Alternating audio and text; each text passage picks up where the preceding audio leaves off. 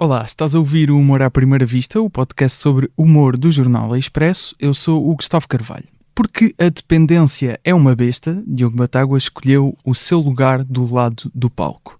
É a fazer stand-up de calções, a dizer o que lhe apetece, sem chefes e horários, que é feliz.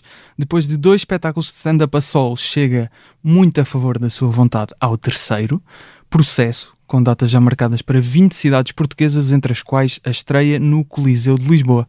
São 3 solos de stand-up, um marco importante na carreira, não é para todos, especialmente para o Batáguas, que começou nisto do stand-up com 27 anos e que passa a ter tantos solos como rupturas de ligamento, e um a mais do que o número de rádios falidas onde trabalhou. Vamos descobrir se a viagem da Margem Sul, onde vive, até aos estúdios da Kilt para gravar o Relatório DB, um dos conteúdos de YouTube mais vistos em Portugal, pode agora ser feita num Morris Minor de 1952. O carro do avô, que começou a ser restaurado durante as gravações de Processado, uma série publicada no YouTube recentemente, que nos deixa em dúvida se o Batáguas queria falar sobre liberdade de expressão, da promissora carreira de guarda-redes ou do receio de subir a palco. Se vem o Relatório DB e nunca ouviram a fazer stand-up, fiquem a saber que não é assim que funciona. Desculpa. Não faz justo toda a tua voz. Humor à primeira vista.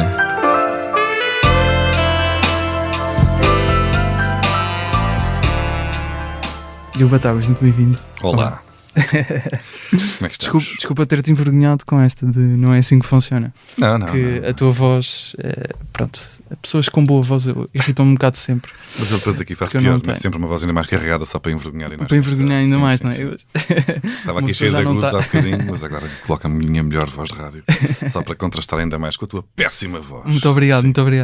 É, de resto, uma coisa que usas bem em palco também, nos vídeos e etc. Calhou bem. Calhou bem, exato. Calhou bem. Por acaso a rádio às vezes tem coisas muito formatadas, não é? A parte da animação que era o que tu fazias, não é? Sim. Mas também chegaste a fazer jornalismo em rádio, ou não? Cheguei a fazer jornalismo, sim. Entrei na rádio para ser jornalista do social. E às festas Pois é, tens a história no Quero Lá Saber da Carolina Salgado, não é? Tenho, exatamente. Para quem entrevistei a Carolina Salgado, tive um furo jornalístico com a Carolina Salgado na altura do lançamento do filme, como é que se chamava o filme, que contava a história da Carolina Salgado com o Pinto da Costa. Não me lembro do nome, Corrupção, acho que era. Acho que era só Corrupção. E foi uma noite muito estranha. Mas eu ia às festas, estava a trabalhar no Rádio Clube Português e eu era o estagiário do programa da tarde, com o Aurélio Gomes e com a Teresa Gonçalves. Era com o Aurélio Gomes, que agora faz a voz off. Eu conheci-o na altura quando eu era estagiário no Rádio Clube. E eu era o puto que ia entrevistar as pessoas tolas. Eles tinham um programa da tarde, tinha um programa da tarde, hora do almoço de tarde, que era início de tarde. Tinha uma parte em que falavam com pessoas que ligavam, tinha uma parte em que tinham convidados, digamos, sérios, ou do tema do dia que fosse, e tinha uma hora que era a hora rosa chique, a hora rosa choque, já não sei se era a gozar, se não era. E eu era o estagiário da hora rosa choque, da hora rosa chique, não, era rosa chique, acho que era rosa chique. E eu ia às festas do social entrevistar, tirar frases divertidas dos tolos que lá iam, das Pimpinhas Jardins e dessa malta que sei lá, que eu não sabia. Eu andava para trás e para a frente com revistas que eu não sabia nada do mundo do social, não sei quem são os fotógrafos. Eu tinha 20, 21 ou 22, não sei bem. E então andava para trás e para a frente com TV 7 Dias e TV Guias a estudar quem eram as pessoas que eu ia ter que eu ia encontrá-las nas festas e não sabia quem elas eram. Às vezes ficava microfones e punha-me ali a falar com alguém e depois vejo, este gajo é conhecido. E a perguntar aos outros jornalistas, este gajo é o quem? É? Pronto, então não leve isto amanhã para o programa. E tentava sempre puxar por um lado mais divertido já, também que se faz naquelas festas.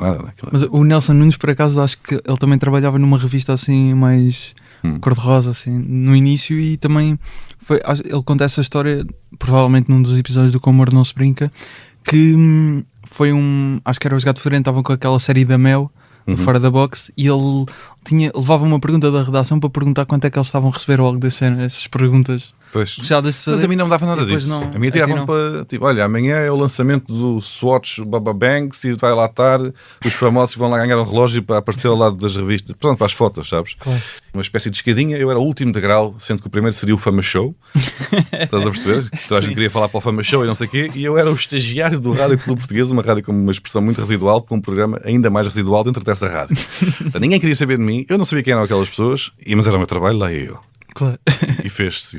Mas isto para te perguntar, entretanto, da questão da rádio, muitas vezes, em alguns momentos, podias ter alguma liberdade de improvisar ou levar textos também mais humorísticos que têm algumas semelhanças até com stand-up, com a forma como entregas, neste caso só com voz, mas também, não é? Não, mas isso aconteceu, porque lá está, eu não conhecendo aquele meio, nem aquele universo, refugiava-me no humor. Ou seja, eu entrevistava, esticava o microfone a uma carrada de pessoas, depois no final da noite via o que é que tinha lá, que tinha mais graça, não é? Que tinha mais interesse para... Aquilo não era suposto ser a sério, não era um programa de... Pá, podes comprar aquilo aos passadeiros vermelhos atuais. São muito descontraídos, mas antes os programas que havia sobre o social às vezes eram muito a sério. A vida é mesmo a sério, quem é que traiu quem e quem é que está não sei aonde, como se aquilo interessasse para alguma coisa e não interessava para nada. E aquele programa tinha essa abordagem de gozar com os tipos de programas que eram muito sérios a falar de pessoas que não interessam para nada. E então aquilo até me ajudou, porque eu levava... Uma vez apanhei Pimpinha Jardim, tomava a baleira numa dessas festas e passei o som.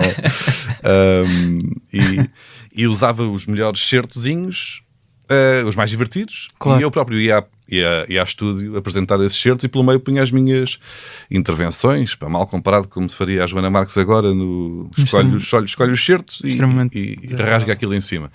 Eu quando era estagiário, o que é que eu percebi? O que é que eu faço com isto? Só tenho que vou tentar ter graça com isto porque eu não tenho alternativa, não sei quem é estas pessoas, as pessoas não têm nenhum interesse, e o próprio programa em si não é para ter interesse, é para ser divertido, então aquilo ajudou-me a conseguir meter um primeiro... uma bucha de humor, não é? No fundo comecei logo a meter humor ali. E depois quando eu saltei dentro do Rádio Clube para o Desporto, porque depois esse programa acabou, houve uma reestruturação, lá está, aquilo foi uma rádio que teve um grande investimento inicial, era para combater a TSF, era uma rádio de influência. De informação, não é? Era de informação, mas era uma rádio de palavra, não tinha música, era o dia inteiro, só programas consecutivamente, uns a seguir aos outros. Acabei por passar para o Desporto, numa altura em que a redação já estava mais reduzida. Fui jornalista desportivo, entre aspas, nunca tive carteira. Para a BBC. Também trabalhei para a BBC. Que também contas no Quero Lá Saber. Sim. Mas também acabei por fazer exatamente a mesma coisa. Eu propus ao diretor de programas na altura ter uma espécie de rubrica semanal. Porquê? Porque eu ia às conferências de imprensa, ou ia aos jogos. E fazia o chamado trabalho de pista. Então eu gajo atrás da baliza, nos relatos, a complementar o trabalho do gajo que faz o relato, não é? do relatador. E no final tinha que ir às conferências de imprensa e aquelas perguntas de chacha, de levantar a cabeça e de pensar no próximo jogo, que não tem interesse nenhum outra vez. É muito semelhante ao mundo social, porque os jogadores de futebol e os treinadores não dizem nada de jeito. Não dizem, não têm, mesmo que queiram, não podem, porque estão limitados pelas estruturas, pela lógica de comunicação do clube, pela identidade. Pronto, têm uma catrafada de limitações que lhes são impostas e eles não podem. E às tantas, mesmo que tivessem essa hipótese, estão-se nas tintas, não é? Acabam um jogo, estão ali cansados e respondem a 3 ou 4 perguntas. Depois lá está, ao fim de uma semana daquilo, há sempre frases tolas, basta, sei lá, já era o Jesus na altura no Benfica, já era... Havia sempre disparado, porque o mundo do futebol tem muita coisa também claro. Tem muito impacto mediático, há muita coisa disponível na net para consulta, e consegues escolher por semana 3 ou 4 frases giras. E eu propus fazer uma não lembro como é que era a rubrica, mas era uma rubrica que entrava às segundas-feiras ou às terças, ou o que é.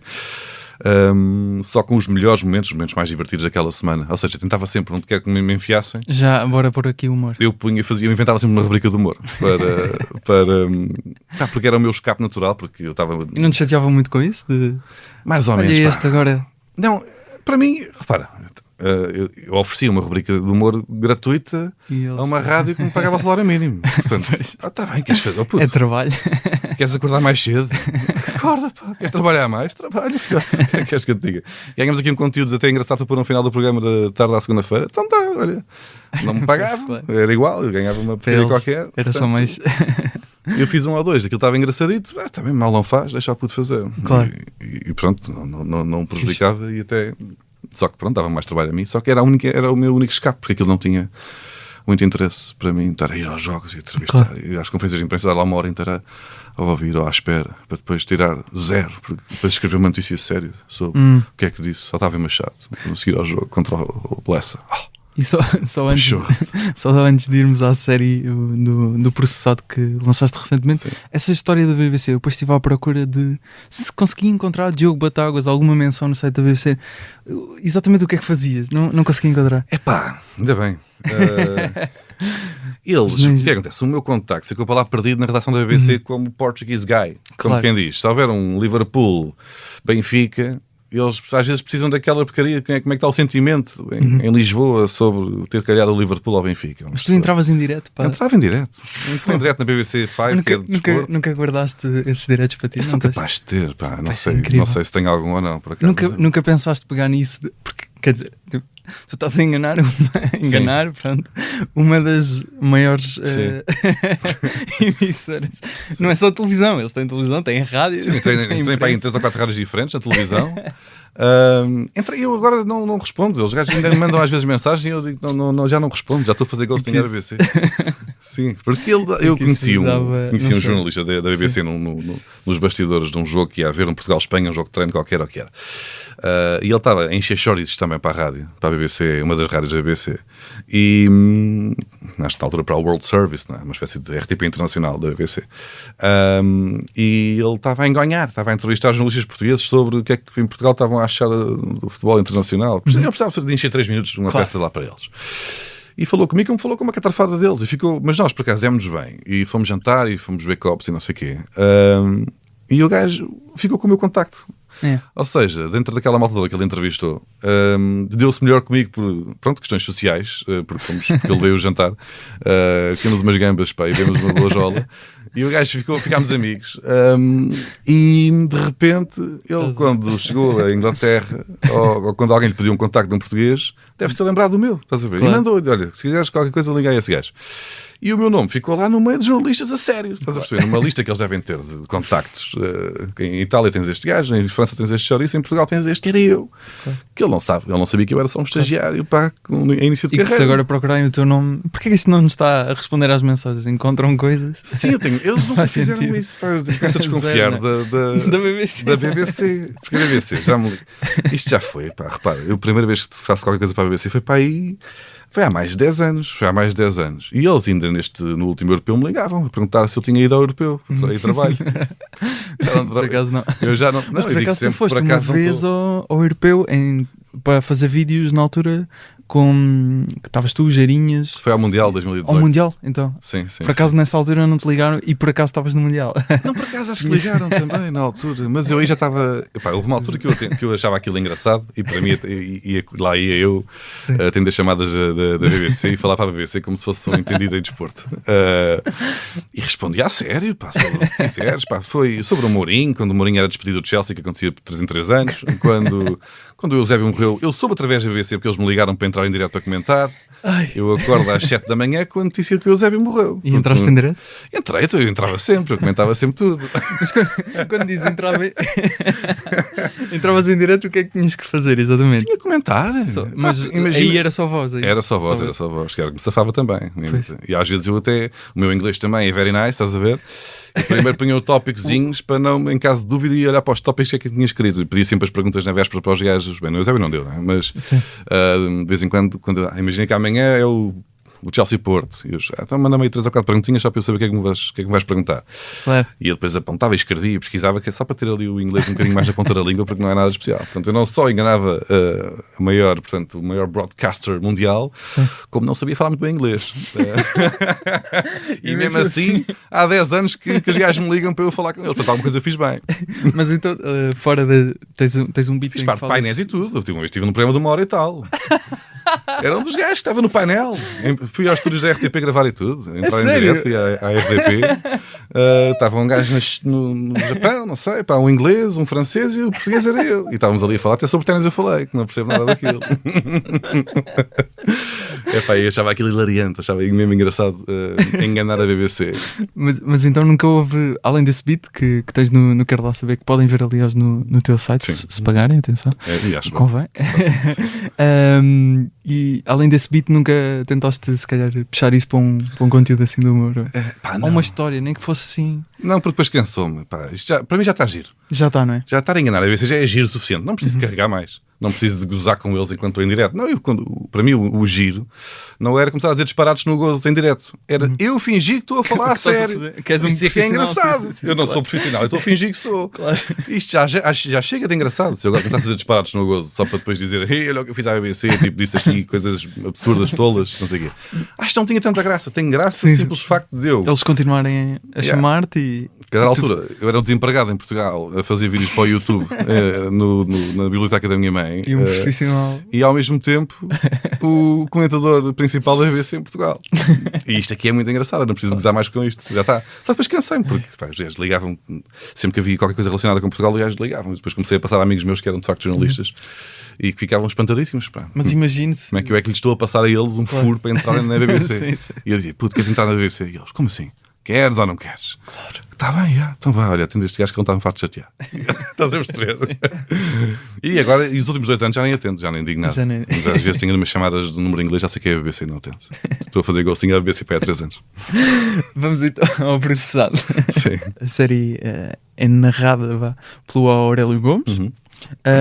São 5 episódios, estão no teu canal do YouTube, que falas, como eu já disse, falas de várias coisas, porque o que disseste mais ou menos é que acaba por ser um retrato fiel com alguns exageros, sempre, não é? Como é o humor, daquilo que foram um bocado estes últimos 2 anos, em que tive pandemia, 2 processos do Juiz Neto Moura e do David Carreira, que percebemos na história que acabaram por não avançar, não é?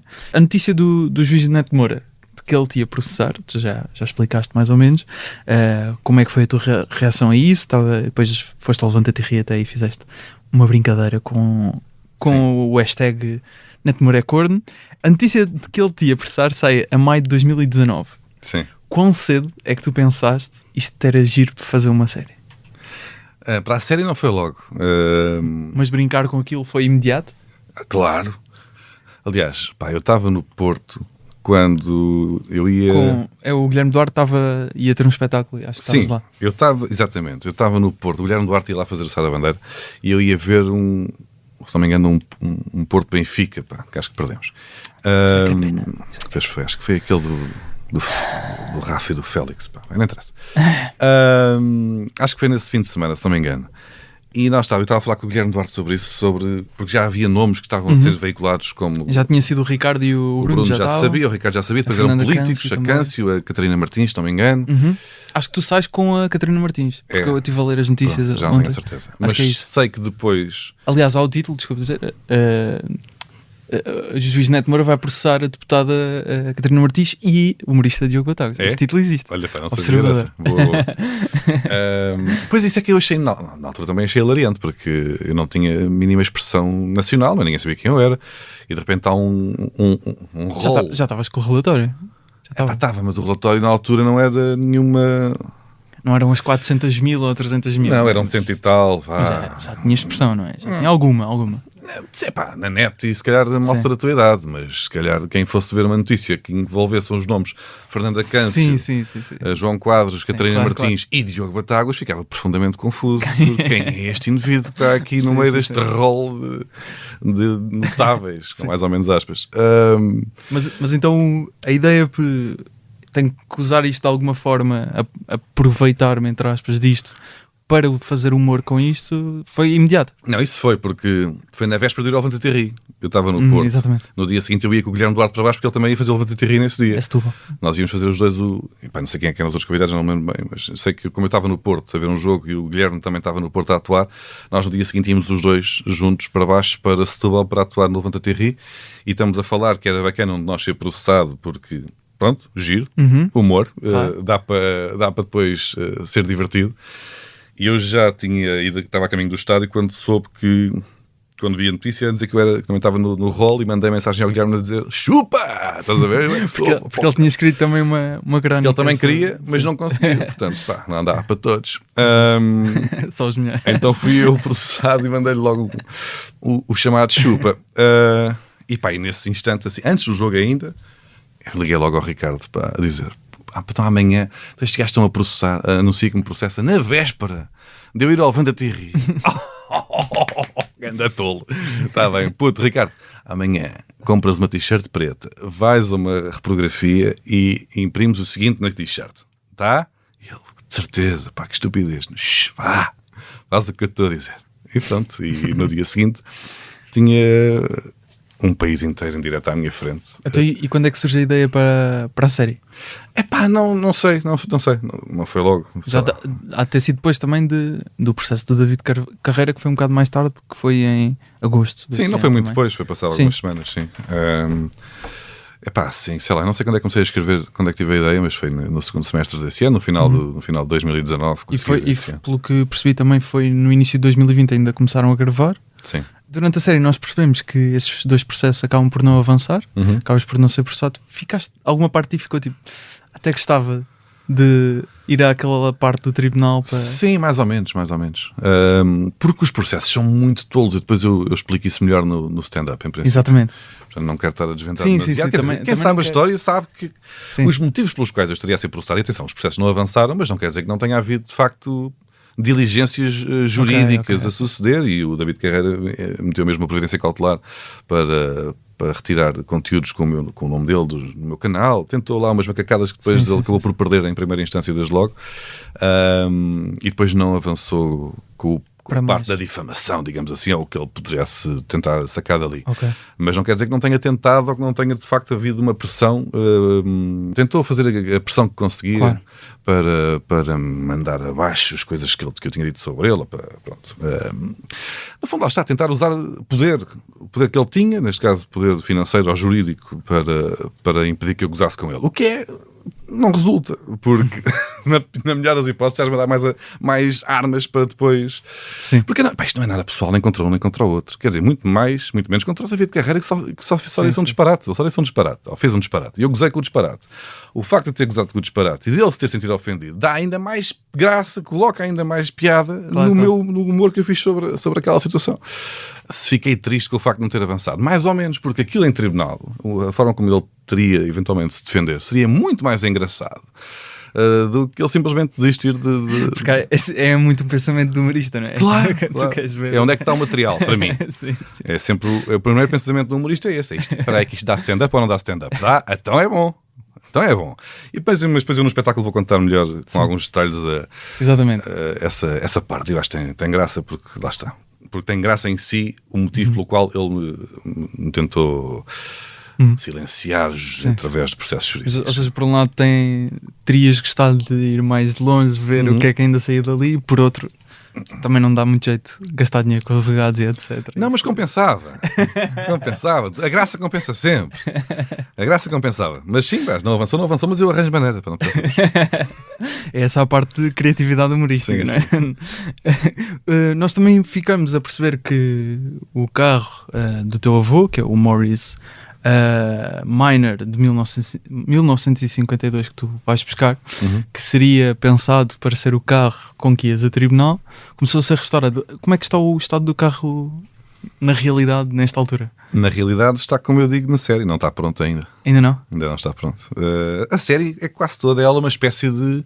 é uma pintura da realidade condensada. São 2 anos resumidos ali em 5 episódios, mas... lá está, com exageros, como dizias há pouco, ou com elementos cómicos exagerados ou absurdos, mas foi sempre uma espécie de retrato do que estava a acontecer em qualquer momento, desde o primeiro episódio, que é o momento em que nós pensamos temos que fazer alguma coisa com isto, que isto é bacana para nós, para mim.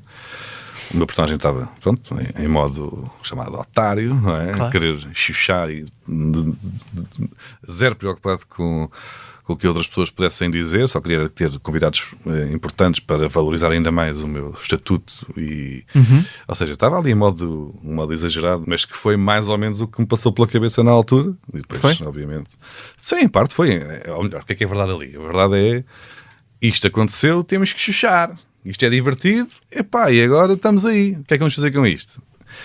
E depois já, pronto, há um processo de exagero à volta das soluções que encontramos. Não é? No primeiro episódio, lá está, dentro dessa personagem, a ideia era falar de liberdade de expressão e de alguns processos. Isso também era a ideia real ao início? Sim, a ideia era ter, de facto, um convidado por episódio, em que cada episódio o grau de gravidade que tinha acontecido àquele humorista por via de uma piada ia aumentando. Portanto, o primeiro episódio era com o Marco, que teve uma pequena chatice com os gajos de Trás-os-Montes, quando se riu de uma piada do Cid há uns anos. Ou seja, isso era o grau zero de problemas provocados por uma piada. Neste caso era pequena gritaria nas redes sociais.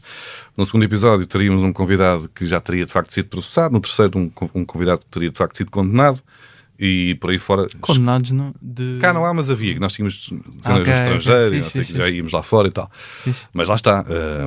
Nós começámos a gravar na semana anterior à pandemia, basicamente. Então... E essa ideia mais megalómana do projeto foi ao ar, basicamente. Os episódios tiveram que ser muitas vezes reescritos, reestruturados?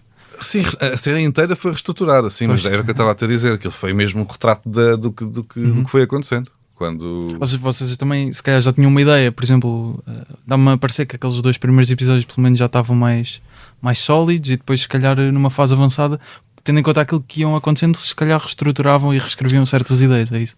Sim, basicamente foi isso. Basicamente foi todo... Foi o... Ir adaptando. Foi vivendo, foi... Aquilo é tentar enlatar a realidade em 5 episódios. Não era para aqui, fomos para ali, e o que é que acontece? O que é que aconteceria se isto tivesse... Aquilo era uma sátira à nossa própria realidade. Por norma, quando tu fazes uma sátira, o espectador sabe qual é a realidade que está a ser satirizada.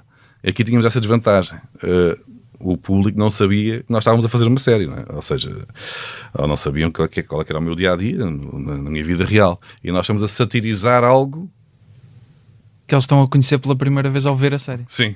É confuso às vezes, não é? Por isso é que é meio estranho. Aquilo é uma sátira a algo que as pessoas não sabem que sucedeu. Exato. E resultou naquilo.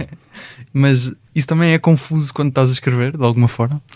Não, para mim não. Okay. Porque eu é que sei o que é que me aconteceu. Sim, portanto, mas eu consigo pegar no que me aconteceu e transformar aquilo em comédia exagerada, ou mais ou menos, ou mais para a esquerda ou mais para a direita. A diferença é que as pessoas não sabem o quão exagerado está ou não, porque não sabem se aquilo é literal naquele momento, porque aconteceu assim, ou se aquela parte especificamente foi exagerada. E em todos os episódios tens momentos em que são literalmente reais e outros que são uma pequena... Lá está, sátira ou exagero, ou... Pronto, lá está. Acho que são esses termos, sátira e exageração. Por aí. Pronto, fica sempre essa dúvida, pá. Acho eu que até é engraçado. Por existir essa coisa que estás a dizer do público não conhecer a realidade que tu estás a satirizar, havia algum receio da tua parte? Se calhar não vão perceber bem isto? Epá, mas isso acontece com qualquer coisa que tu faças, não é? Portanto, não me prendi demasiado. Mas neste caso não havia mais, então? Não havia mais receio por isso? Não, nem por isso. Lá está, acho que o episódio que poderia provocar mais essa dúvida seria o primeiro, em que eu estou, como já foi há mais tempo, estou a satirizar e a retratar uma realidade que aconteceu já há 2 anos, em que para já muitas pessoas não sabem porque é que eu fui processado, que eu tinha sido sequer processado, porque foi numa altura, lá está, em que eu tinha muito menos alcance do que tenho agora. Portanto, havia esse risco de já nem sequer haver uma colagem à realidade por parte das pessoas que estavam a ver aquilo. Eu vou dando pequenas pistas sobre quem são as pessoas e o que é que teria acontecido nos processos, mas sem nunca os revelar, porque também não era esse o meu interesse. Eu não tinha ali interesse em utilizar a imagem das pessoas que me processaram. O foco era na minha reação à realidade, ao que me estava a acontecer. Mas no primeiro episódio estava a dizer, poderia ser mais perigoso, era esse, é o episódio em que eu estou num personagem mais boneco. Mas quero achar esta merda, estou-me a cagar, e se a gente aldrabar, e se estou-me a cagar, se atrás vão de mim, estou mesmo aqui a gozar na cara do Nuno Marco, ganda burro, estás a ver? E esse era o episódio que poderia eventualmente gerar mais reações negativas, tipo, o que é que este gajo, o que é isto? Isto não está a ser fixe, pá. Mas acho que não, acho que a reação foi de está-se a perceber mais ou menos o que é que está a acontecer aqui. Não tive para já muito medo em que não fosse compreendido e pelos vistos também não foi mal compreendido, acho eu. Também acho que não. Esta é a primeira websérie que fazes, ou não? Ou já tinhas mesmo escrito para outros, ou assim, nada? Ainda não. Aliás, escreveste com o Pedro Durão, não é? Também ajudou na parte do guião. Estava tudo muito escrito, havia espaço para improvisar, só pontos onde se tocar. Como é que funcionou? Depende. Depende das cenas, não é?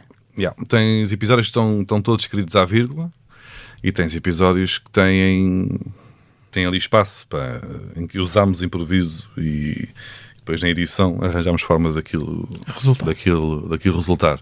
Mas regra geral é uma série que está escrita. Não, obviamente que se tens um input no guião que sai de improviso e que acrescenta e que fica bacana, claro, deixa ir e pá, olha, corta porque outro motivo qualquer, mas deixa essa bucha que meteste porque ficou. E há coisas que acontecem que depois bacana. Ficam tão bem que surgem no momento, não é? Sim. Tens vários momentos de guião mais prolongados em que há ali piadas ou deixas ou pequenas buchas que foram acrescentadas no momento e que nós achámos que ficava bacana. Aquilo tem que ir do ponto A ao ponto B, mas pelo meio conseguis arranjar mais uma piada ou mais uma graça, até porque somos amigos e temos aqui uma naturalidade em conversa que te pode permitir um improviso que resulta e que fica mais natural e que até ajuda este momento a parecer mais genuíno. Claro, tranquilo, isso sim. Desde que uma ou duas piadas têm que estejam, desde que a ideia que tem que estar fique clara, mas sim, ou seja, tens guião, não quer dizer que não possas sair, não é? Não dês abertura a momentos que lá que valorizem ainda mais a cena, isso tudo bem. E aqui o convite ao Durão para escrever, porque gostavas do trabalho dele, ele já tinha escrito até, aliás, se calhar nessa altura ele estava também a fazer, não sei, a série com o Carlos, não sei se sim. Coincidiu, não é? Provavelmente. Coincidiu, a minha começa antes da do Carlos, já está, eu começo a gravar, quando vamos gravar, a primeira cena que nós gravamos foi o segundo episódio, quando vamos buscar o carro. Que Carlos Coutinho Vilhena aparece com 114 quilos e ele na altura devia estar porque acho que ainda há ali uma referência à peça que ele estava a fazer. Exatamente, ele estava a fazer a peça com o João André, ainda estava a fazer, não é? E aparece a dinâmica do João André e dele, porque ainda vinha na altura do momento que foi no ano em que eles fizeram o resto da tua vida, e essa foi a primeira cena que nós gravámos. Portanto, o processo de ir buscar o carro foi em janeiro de 2020. E... Sobre o Durão, era o que eu estava a perguntar. Sim, o Durão entra porque ele já trabalhava ali de repente também estava a trabalhar com o Carlos, já tinha trabalhado com a Kilt pontualmente, já éramos amigos também, já nos conhecíamos há imenso tempo, e eu sei que ele escreve muito bem. E também já tem trabalho como guionista em várias coisas. Ele é excelente, é um excelente desbloqueador de ideias e consegue encontrar boas soluções, consegue...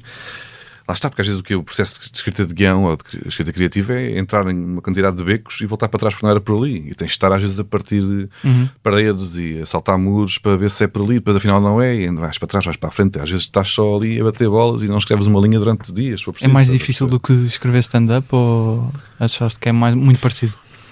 Não achei parecido. Não achei parecido.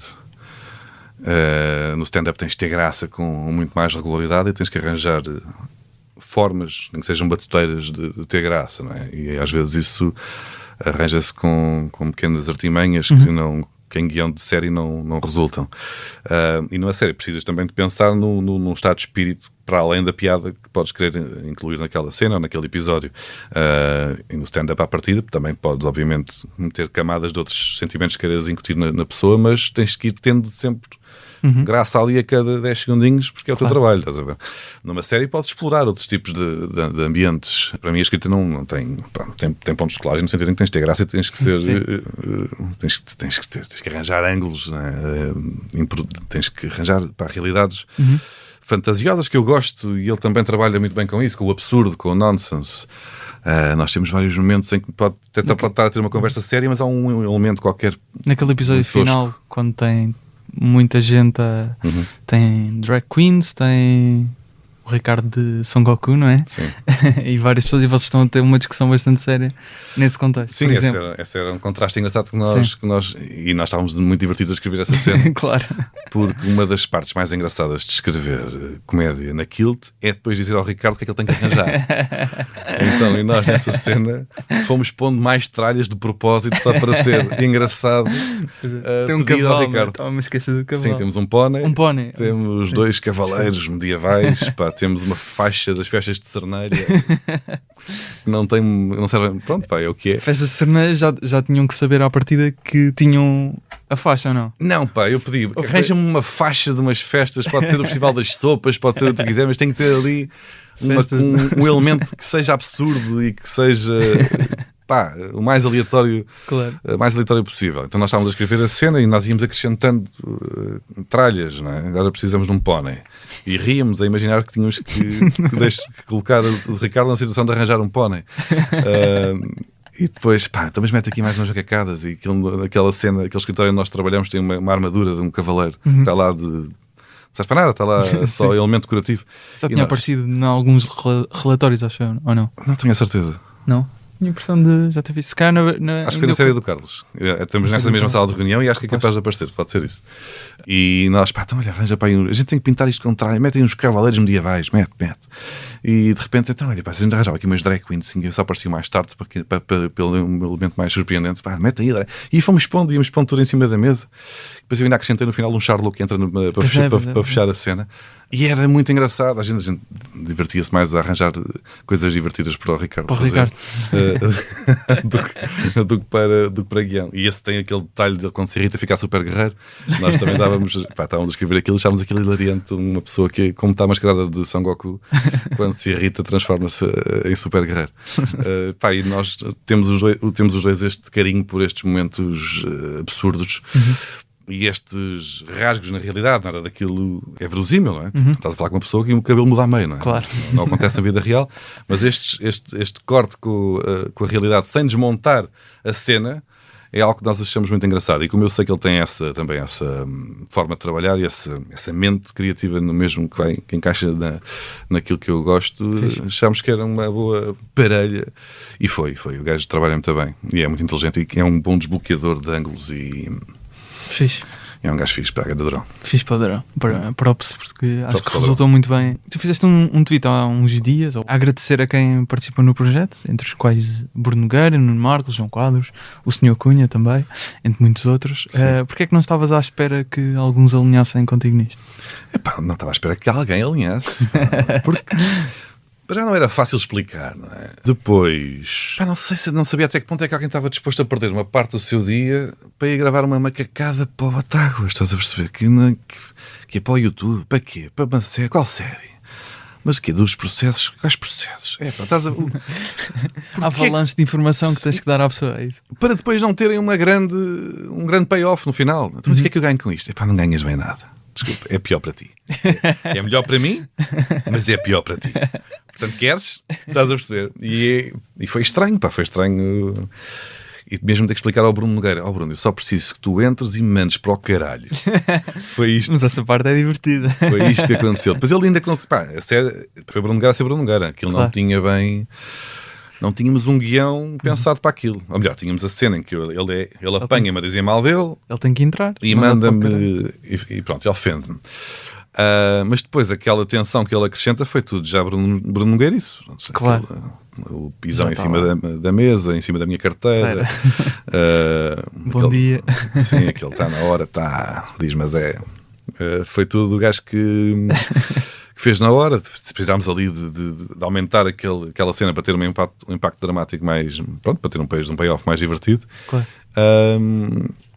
E aí também chuchámos da criatividade e da capacidade que o Bruno tem de criar zeros em coisas engraçadíssimas. Tem uma folha que fica presa. Sim, aí não há nada a fazer. Foi uma sorte. Exato. Uma sorte mágica. Sim. Foi das melhores interpretações daquela cena, daquela série inteira. Foi aquela folha que sai disparada e passa-me ao lado da cara mesmo no tempo certo, fica presa na parede e só cai quando a porta se fecha com brusquidão. E caiu. Foi timing cómico daquela folha é insuperável. Foi o terceiro take que fizemos, porque o primeiro eu não sabia que ele ia tirar as folhas à cara e desmanchei-me. Pois acredito. Não estava à espera. Por isso é que eu vou buscar a água. A água defende-me ali porque eu não estava com a água não estava bem guião para isto, não é? Sim. Estava eu só desconfortável na cadeira. Mas achei que o facto de eu ir buscar uma água um refúgio, não é? Era um refúgio para não ter que enfrentar, portanto, a personagem que me está a atacar. Claro. E ao mesmo tempo era um refúgio do meu cérebro para não me rir quando levasse com uma carteira nos cornos. Estás a perceber?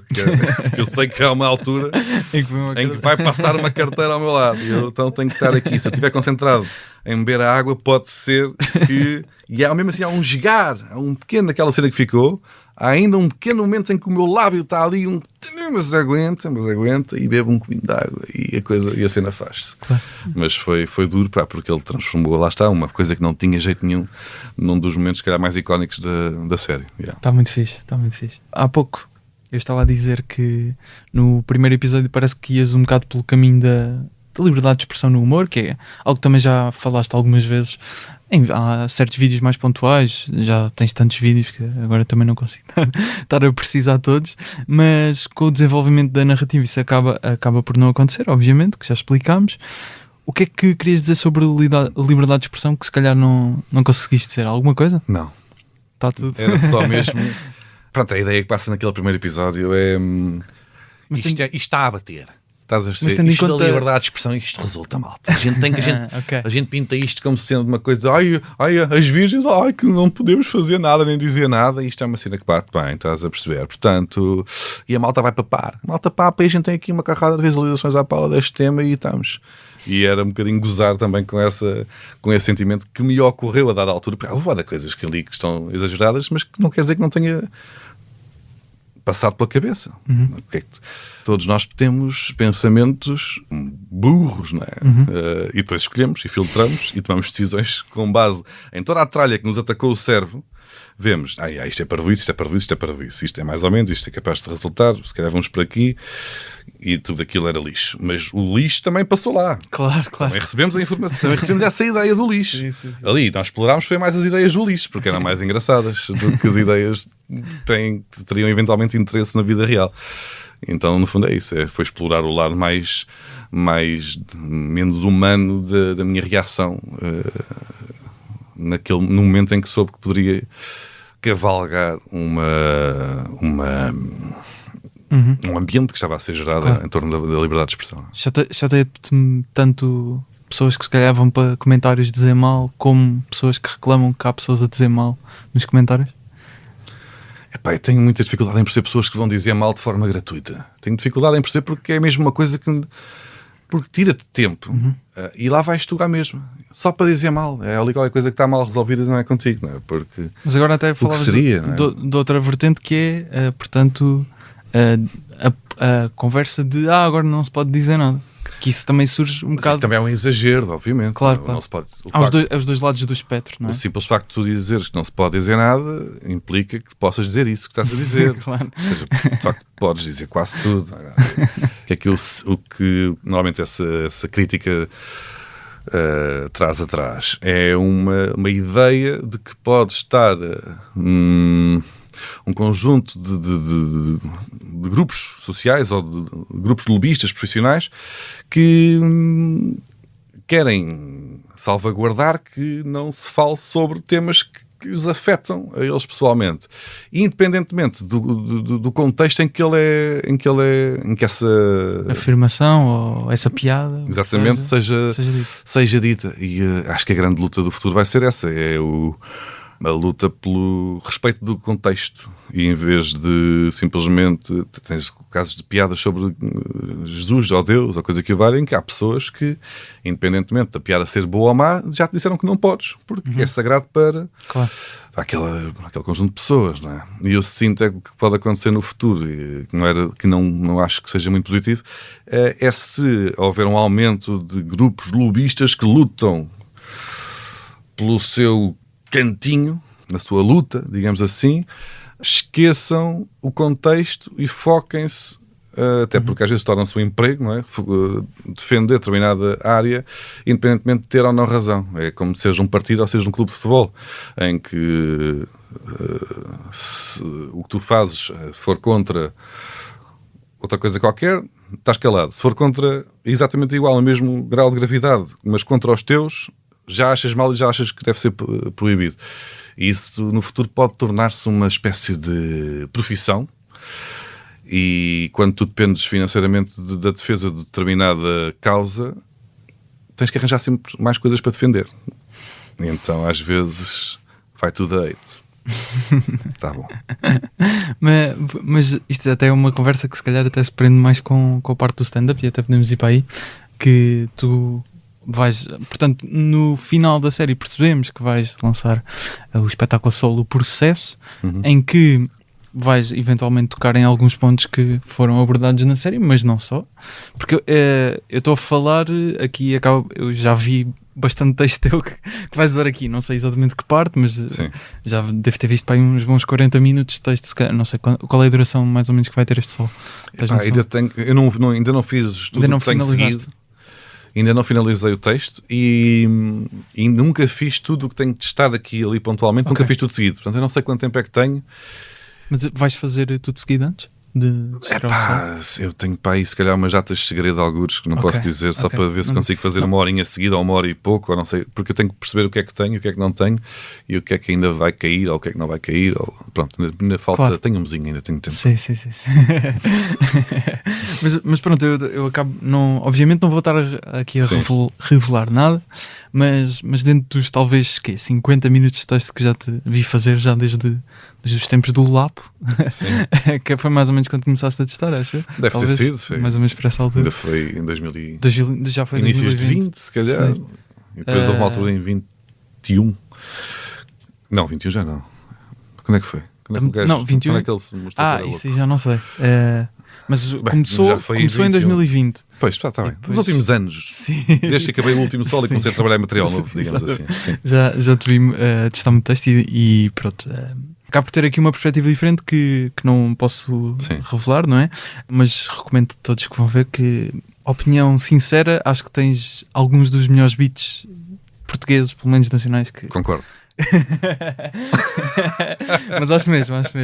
Tens dois especialmente que são incríveis, não que são incríveis. Mesmo geniais. Há uma história inacreditável. Mas daqui também não sei sincero, inacreditável. Mas há um beat. Qual? Quer dizer, não diga. Então já me dizes. Já não sei depois digo. Tá bem. Mas há um beat que obviamente não vou revelar nada, vamos falar tudo de forma geral. Para não revelarmos nada. Mas há um beat que se calhar até se prende aqui um bocado com esta questão que estamos a falar um bocado, que eu acho que aquele beat, lá está, dos meus favoritos. Atenção. Estás a fazer uma caminha para me dar uma chapada qualquer. Anda lá. Exatamente. Dos meus favoritos. Mas eu acho que se for mal percebido por certos grupos, há polémica. Percebes? Faz mal. Mas nesses beats dá-te mais pica por eventualmente, não é? Estás ali a jogar com emoções que sabes que podem existir, obviamente, não é? E os comediantes têm que estar preparados para isso, as pessoas têm, obviamente, o direito de reagir, mas ou olhas para esse beat com um cuidado até redobrado? Não, acho que... Pronto, um gajo agora não pode falar. Não, exato, de uma forma geral. Eu sei que isto é difícil. Pois, o que importa é ter graça, não é? Com um ângulo... Eu acho engraçado... tu dizeres coisas... Tu podes dizer uma coisa grotesca sem que seja a sequência de frases que tornam a sequência de palavras que tornam aquela frase grotesca, seja em si reflexo de maldade. Não sei se me estou a fazer entender. Sim. Tu podes apresentar-te publicamente e dizer as coisas mais obscenas, ou mais gratuitas, ou mais negras, ou mais... Claro. E no final daqueles 5 minutos que chegaram àquela frase, ou pelo meio houve essa frase, ou há um ambiente geral em que algo pode ser mal interpretado, e no final ficar perfeitamente evidente que tu não és grotesco. Estás a perceber? Sim. Ou seja, o Jim Jeffries às vezes faz um bocado disso, que é começar com a ideia que se calhar pica mais o público, choca um bocadinho até, e depois começa a explicar. Sim, mas às vezes não tens bem que explicar, não é? Tens aqui explicar ou percebi. Demonstrar o raciocínio, exatamente. Não é? Pronto, terminar o beat, ou seguir o beat para a frente, claro. Dizendo... Porque o beat não é só a palavra inicial, não é? Nem às vezes a conclusão, nem uma frase no meio. Nem o caminho, nem nada. É uma sopa ali de tralhas que depois tu passaste e ficou à partida. Espera-se divertida para quem papou a sopinha. Mas o Jeffries é um bom exemplo. Tem frases que são abomináveis. O C.K. também tem, ou o Chappelle, ou tantos gajos que têm frases ou momentos que são provocatórios de forma propositada, para até... o C.K. dizia uma vez, se não me engano, que gostava de pôr, quando acabava a estrutura de um espetáculo, colocava o melhor beat no início, tirava do fim e punha no início. Para se lixar. Para se entalar. E eu acho que eu gosto muito desse raciocínio de... na comédia é muito fácil dizer: está mal o racismo, notem, venham comigo e acompanhem-me nesta viagem onde eu digo que coisas que estão mal, estão de facto mal. Tem muito mais graça, por absurdo, dizer que está bem o racismo depois arranjaste forma de sair desse buraco, com graça e com inteligência. E mostraste que a tua opinião é o contrário. À partida, a menos que estejas no burburinho, não vai ficar evidente que és racista, digo eu. Sim. Isto aqui não tem nada a ver com o meu texto, só é uma generalidade. Exatamente. Mas essa ideia que o CK alimenta de colocar o melhor beat no início para se entalar e depois ser obrigado no resto do espetáculo a estar ao nível do primeiro momento, que foi aquele que ele escolheu como o mais forte. Tu fazes isso também? Não me coloco ao nível de... Não é essa a comparação que eu quero fazer. Mas a ideia de te enterrares e depois saíres de lá à custa de gargalhadas, isso é que é um grande desafio que eu acho que é interessante na comédia. É, tu saltaste para um buraco, é um poço fundo, como é que vais sair daqui? Tens que ter graça. É a única maneira das pessoas te perdoarem pelo que tu disseste ou pela ideia que tu alimentaste ou que lhe colocaste na cabeça naquele momento, é se elas se rirem daquilo que tu...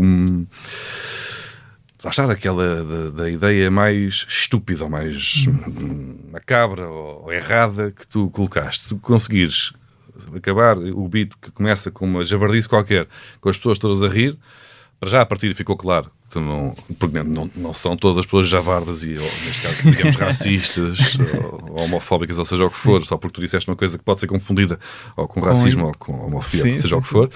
É o processo de sair daquele buraco que é um desafio. É um desafio que eu considero muito, muito interessante. Tens aquele caso do CK, que é paradigmático no Saturday Night Live, quando ele faz uma comparação, diz que os pedófilos sabem que se forem apanhados perdem todo o respeito dos seus pares, família, amigos, a sociedade ostraciza-os e vão para uma prisão onde serão à partida ou mortos, ou violados, ou são as pessoas mais maltratadas numa prisão, e mesmo assim continuam a comer putos. Portanto, a conclusão é que deve ser bué da fixe comer putos. Epá, isto é uma coisa horrenda de se dizer.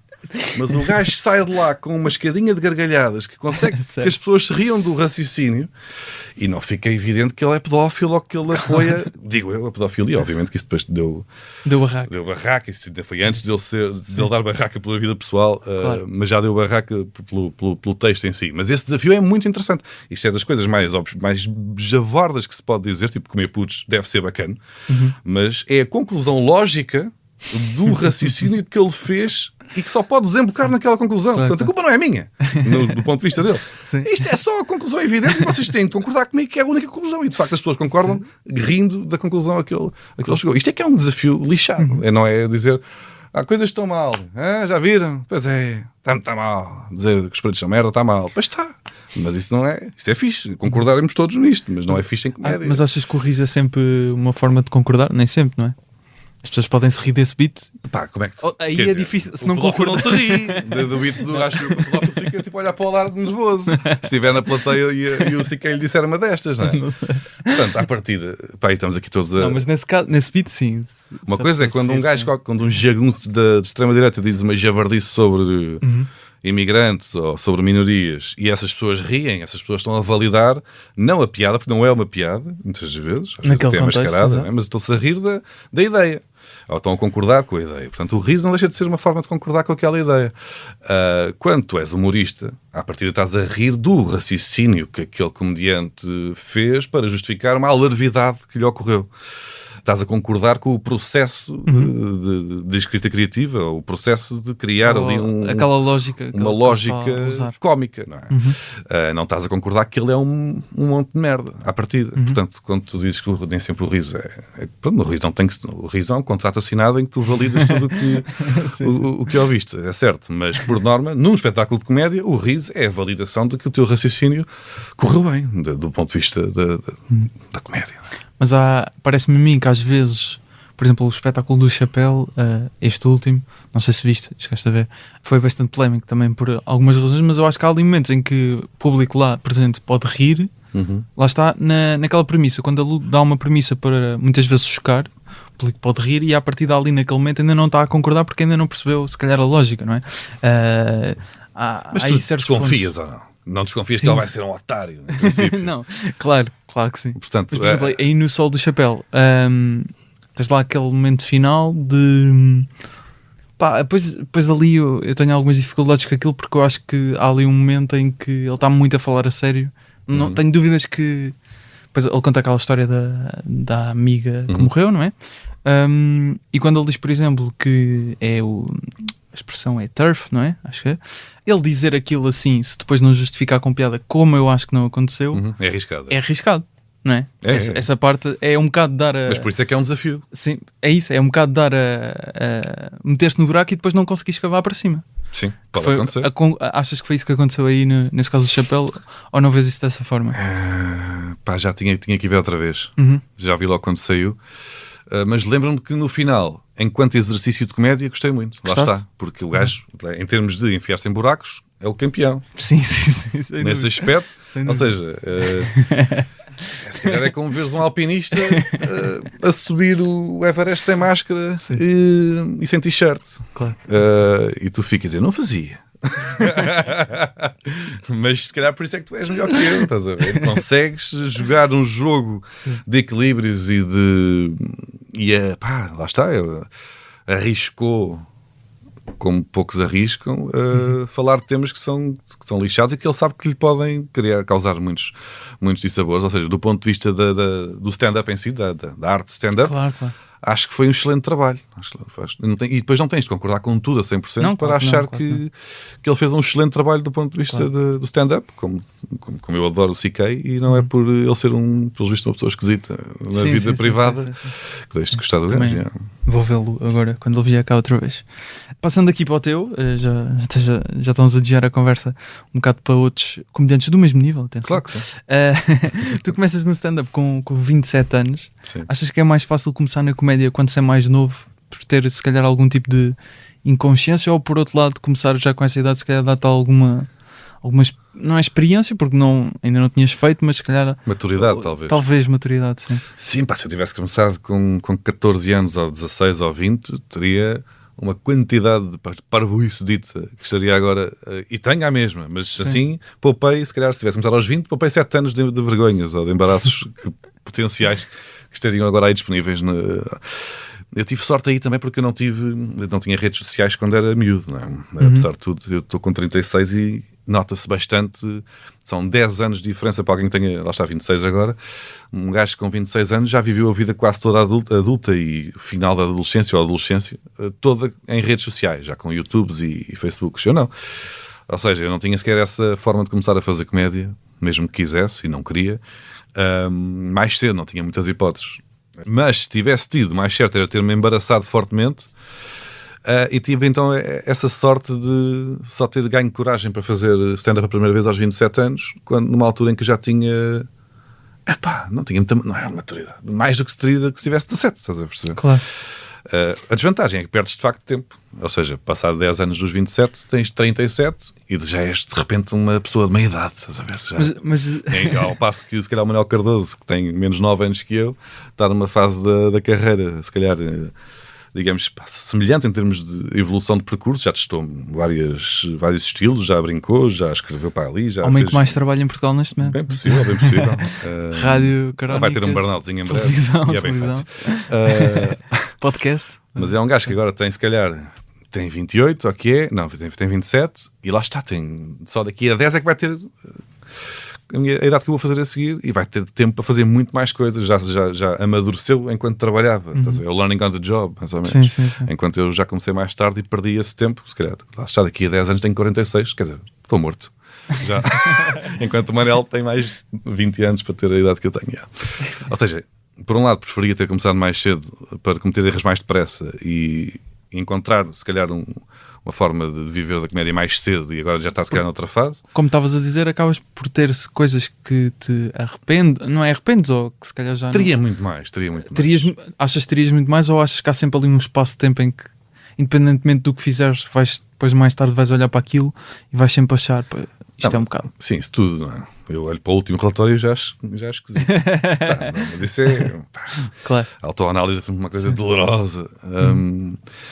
Mas ajudou-me, apesar de tudo, eu comecei a fazer stand-up aos 27, mas eu não tinha nenhuma expressão até há meia dúzia de anos, ou menos de meia dúzia de anos. Ou seja, só comecei a ter um mínimo de expressão digamos, entre aspas, nacional, quando já com aí sim um grau de maturidade maior. Há muitas coisas que se calhar mesmo que eu comecei a fazer aos 27, que hoje em dia acho que se eu tivesse acesso a elas, olhando para trás, acharia descabidas, ou infantis, ou parvas, ou más no geral. E como eu também não pus muita coisa na internet na altura, acabo por ter tido sorte nesse aspecto. Defendi-me mais ou menos. E agora, mesmo assim, tento pôr o mínimo possível, faço um vídeo por mês e tá bom. Isto é uma coisa que eu não sabia, mas reparei, entretanto, tu foste atuar à Zambuja. É verdade, eu estava lá porque resido na vila de Zambuja. Onde eu fiz um daqueles beats inacreditáveis. Não sei, porque eu estava meio desatento, sabes? Nesse dia estava. Fixe. Mas já não sei. Ainda bem que estavas lá. Ainda bem que foste. Estava a ajudar a trabalhar. Não, mas eu acho que não fizeste esse. Então fiz beats de não, média aliás, qualidade. não, desculpa. Fiz os maus beats. A história inacreditável, mas que são muito bons também, claro que sim. A história inacreditável fizeste, sim. Fizeste a abrir. Já sei qual é, tá bem. Pronto, agora já sabes. Não estava a ver qual era para cá. É inacreditável, sim. Não é? É bastante. É bastante inacreditável. Pronto, sem dizer, Sem dizer, é inacreditável. Mas tu, pelo que estive a ouvir em alguns podcasts a que foste, tens muitos nervos a ir a palco. Notei um bocadinho, né, como estava a dizer, nessa data das Zambujas, estás meio... Mas estavas muito parado até, não estavas assim... Mas estás a sofrer por dentro. É, assim, eu fico tenso, quando eu estou muito tenso... Mas sabes que isso não se nota em palco. Porque se não me dissesse isso, eu diria que és das pessoas mais confiantes em palco.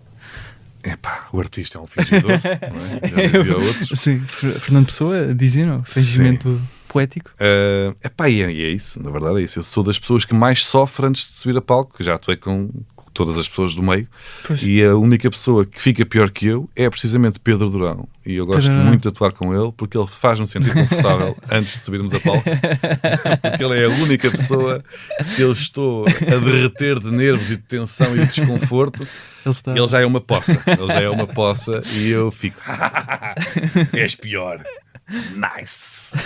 E isso ajuda-me, portanto gosto do Pedro por causa disso ainda mais. Mas tens noção então que em palco nota-se muito pouco? Não tenho essa... Ou melhor, tenho noção porque me dizem, mas não é um esforço. Ou melhor, é obviamente um esforço. Mas aconteceu ou foi uma coisa também, de alguma forma foste treinando-te para isso? Não dá bem para treinar, já é para... Faço tantas vezes que acontece. Acaba por... Claro. É um treino invisível, ou não propositado, não é?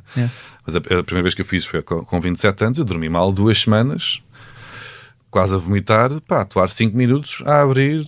para 4 desconhecidos, para atuar para 12 pessoas no Teatro da Malaposta.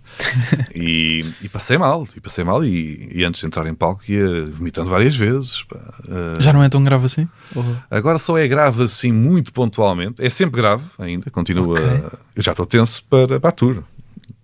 Começa em janeiro. Já estou muito tenso, já ainda dormi mal. E quando se aproximar, meu Deus.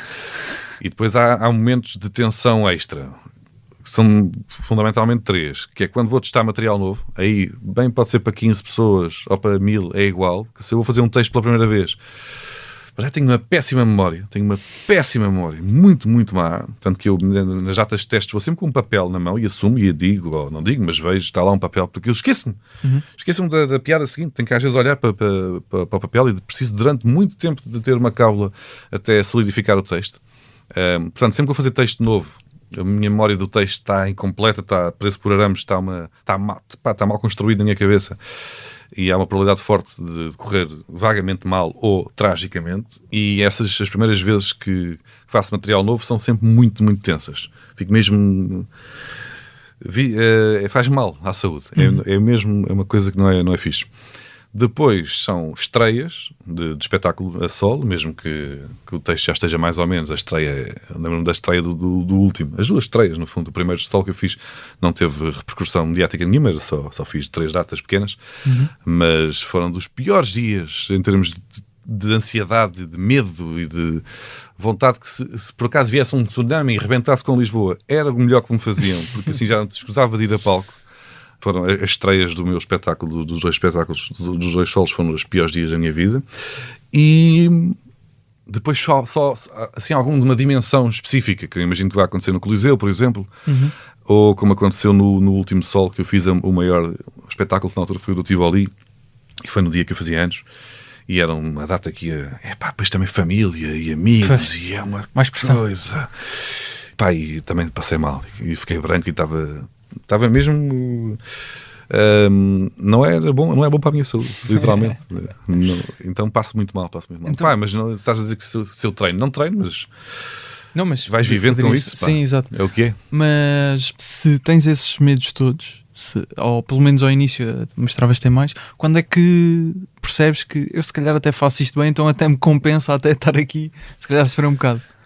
Isto é sempre um joguinho entre a tua vontade e o teu medo, não é? Se quisermos. E isso aconteceu-me durante muitos anos. O medo de subir a palco superava largamente a vontade que eu tinha de experimentar fazer stand-up, fazer comédia. Mas, e talvez por isso é que só tenha feito aos 27 anos, aos 27 já estás numa fase da vida em que já és adulto. Já és um adulto, já não és só um puto que está a tentar, já és um adulto, estás quase nos 30, digamos. Já estás tipo, se não fizer agora, é isso, não e começas a ver as decisões que tu tomares agora vão determinar em larga escala. Uma pessoa aos 27 já, se calhar já começa a passar, já estou a ficar velho. Um bocadinho. Para stand-up, na verdade, não, porque não, mas... do ponto de vista físico é só estares em pé, desde que não sejas mudo, consegues fazer stand-up. Portanto, não há uma idade para começares mais cedo ou mais tarde a fazer stand-up, é sempre possível. Mas a minha questão prendia-se mais com... Eu na altura trabalhava em rádio e não era... Tinha esse objetivo quando estava na faculdade e queria fazer rádio, mas depois, lá está, até pelo que tinha feito, acabou por me desiludir um bocado o mundo da rádio, porque estava-se a tornar enfadonho para mim, não estava excitado com o meu emprego, com a minha vida, não é? Então começou a crescer em mim ou melhor, começou a equilibrar nos pratos da balança o bora lá experimentar face ao todo borrado. Então foi começando a crescer devagarinho e um dia lá está, calhou, os pratos equilibraram e eu experimentei, correu médio mal, mas tive ali 2, 3 gargalhadas que me fizeram acreditar que podia fazer pelo menos mais uma vez, e quando fiz a segunda vez tive mais 2, 3 gargalhadas que me convenceram a fazer uma terceira vez, e foi e devagarinho, a soma disso tudo. Foi por aí que a coisa se foi dando. Mas no fundo é isso, foi uma guerra entre o deve e o haver, do medo e da vontade, que o medo foi perdendo devagarinho em relação à vontade. Muito bem, passando aqui para o relatório. Normalmente quando te falam do relatório DB em várias entrevistas ou podcasts, etc., mencionam sempre a televisão. Eu vou mencionar a televisão, mas de outra forma, para não te chatear muito. Como... O que é que havia de me chatear? Agora estou curioso. Não te chatei. Mas muitas vezes falo sempre da televisão como um fim, se calhar, para o produto, sendo que o produto no YouTube já é bastante bom. O público parece gostar, eu também gosto, pronto, é a opinião pessoal, mas tu refutas na generalidade essa ideia porque o YouTube, lá está, não te restringe a liberdade, como eu disse no início, a dependência acaba por ser uma besta, não é? Palavras de Jorge Palma, e no YouTube essa dependência não existe. A liberdade que achas que perdes se fores para a televisão, achas que inevitavelmente no futuro a vais perder e aceitar alguma coisa na televisão porque mais meios e, pelo menos tendo em conta a situação atual, ainda é um salário, não é? Acaba por ser um salário mais confortável.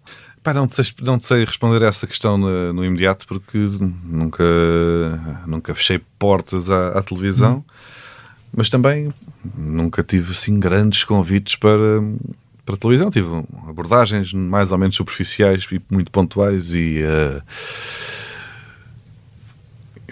pronto, nada de muito sério ou para coisa. Mas sim. O facto de, para já na televisão não consegues fazer nada uma vez por mês, não é assim que funciona a televisão, só se teria que arranjar aí uma. Se calhar, se o Ricardo quiser fazer uma vez por mês, faz. Ou o Bruno Nogueira, se quiser fazer o que quiser, pronto, faz. Mas tens muito poucas pessoas que conseguem impor um conteúdo seu, sem amarras, sem restrições, sem produto-chave na mão, tipo, nem me chateias, nem me ligas. Eu, quando tiver feito, entrego-te e tu pões na tua televisão, está bem? Isso é o ideal para quem faz. Olha, o Siquei também tinha essa, né? com a HBO, quando fez a série, não lhes disse nada sobre o que era, disse, depois metem, quando eu acabar. O Louis? É o Louis, yeah. Era na FX, acho que não era HBO. Era, não é? Exato. Ok. Seja como for, o gajo tinha esse contrato com eles, porque eu já sou quem sou, portanto, eu vou escrever e vou fazer. E depois vocês põem. E eles, o quê? Escala-te. Metes o que eu te mandar. Estás a ver? Queres. E pá, estando aqui, é giro. Já estás num patamar em que te permites não perder nenhum tipo de liberdade. Pá, obviamente não estou aí e aceitar outra coisa, pá, não depende, pá, tinha que ser muito bem visto e tinha que estar confortável com isso, e para já eu estou confortável a fazer isto e não me chateia muito a liberdade que eu vou tendo no YouTube, e é sempre um risco estar dependente de uma única plataforma, neste caso como é o YouTube, porque ainda agora o meu último vídeo, por alguma razão, o YouTube detectou conteúdo para adultos, não sei bem porque é que eu fiz desta vez. O último relatório levou uma naifada. Agora só consegues ver se tiveres mais de 18 anos e tens um login especial. Fui lá ver e apareceu-me isso. Porque o último levou, não é um strike, mas levou uma lambada qualquer. Que estranho. Porque, pelos vistos, foi considerado conteúdo para adultos. Não sabem porquê desta vez. Não sei o que é que eu fiz. Como é que apareceu? Não sei. E o alcance deste já ficou muito limitado em relação aos anteriores. E isto é perigoso, não é? Porque se de repente o YouTube começa se lembra de... Pois... Se o algoritmo do YouTube muda e começa a valorizar vídeos curtos, vamos supor, estou entalado, já fui, não é? Eu tive sorte porque o algoritmo do YouTube privilegiou o meu tipo de conteúdo, porque eles gostam de vídeos longos, porque as pessoas mantêm-se na plataforma durante mais minutos, e isso, o tempo que estás naquela plataforma, não estás na plataforma rival. Isto aqui é elementar, não é? Então os gajos valorizam vídeos longos, o que acabou por beneficiar o meu conteúdo. Portanto, eu não tenho muito interesse em abandonar o relatório. Mas achas que, por exemplo... A menos que me farte e que me queira fazer outras coisas, sim. Achas que essa restrição de liberdade, que obviamente tem que existir em canais de televisão, ou é visível que exista, achas que muitas vezes também pode ser um bocado exagerada por parte dos artistas, não estando na posição de, pá, depois vão-me cortar isto, vão-me cortar aquilo, vão-me cortar aquilo? Mas lá está, a menos que já estejas num patamar em que o facto de tu chegares a esse chefe ou esse gajo direto que está a lidar contigo com alguma autoridade para dizer, está bem, vocês acham assim, mas eu não acho, está bem, portanto, está bem, vocês achavam melhor que eu não dissesse esta palavra, mas eu vou dizer a mesma, está bem. E enquanto não tiveres essa alavanca, este poder sobre quem te contrata, é sempre chato, é sempre esquisito, mas não quer dizer que não aconteça no futuro, claro. Sei lá. Sim, nunca sabe, não estamos aqui a fechar portas, Diogo. Não. Gosto de todas as pessoas que tiverem dinheiro suficiente para me contratar.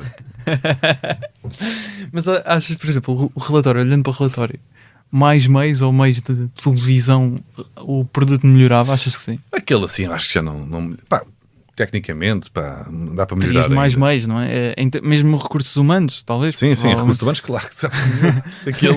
Temos um guionista, um apresentador, um investigador, que são dois editores, que são eu e o Sandro, que são a mesma pessoa. Sim, até agora os outros três. Mais o Sandro, lá está.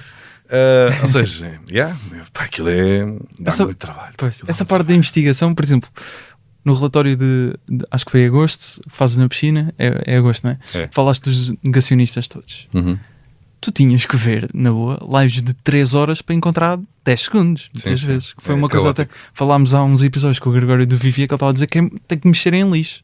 No programa dele, ele tem uma equipa, não é? Que faz isso, jornalista. Pois. Isso é muito chato para ti fazer esse trabalho, ou até dá algum prazer porque estás ali a ter uma noção de que forma é que consegues logo estruturar o guião também, não é? Sim, em primeira mão.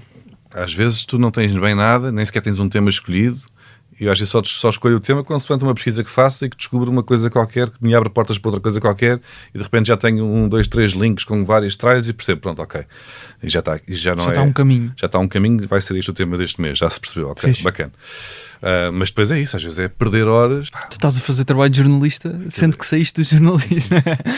Sim. Fui para o jornalismo por comédia e agora vou para a comédia fazer trabalho de pesquisa chata, como se tivesse uma relação, não é? Sim, não deixa de ser irónico.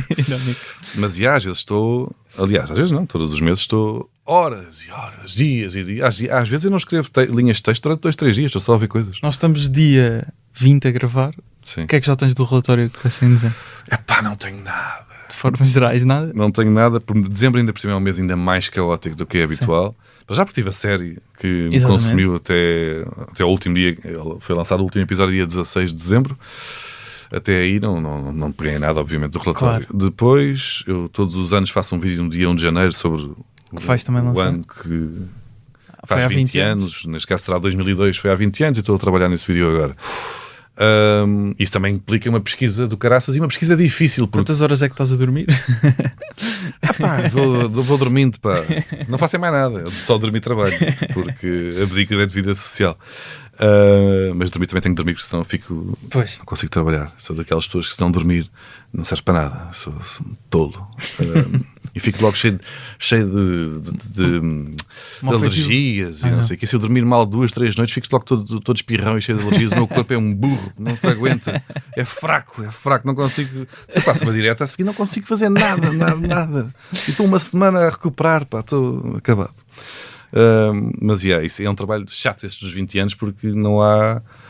Às vezes queres uma notícia sobre o que aconteceu em 2002 em março, como é que agora vais ao telejornal procurar? Não consegues encontrar os vídeos como coisas que aconteceram há uma semana, estão todas fresquinhas nas pesquisas, vais ao site da CNN, da SIC, tens que ir muito mais tempo a procurar, estás ali a picar, tipo, é um trabalho de mineiro, sim, que é muito complicado, às vezes para arranjar coisas que nem te lembras bem, ou... Claro.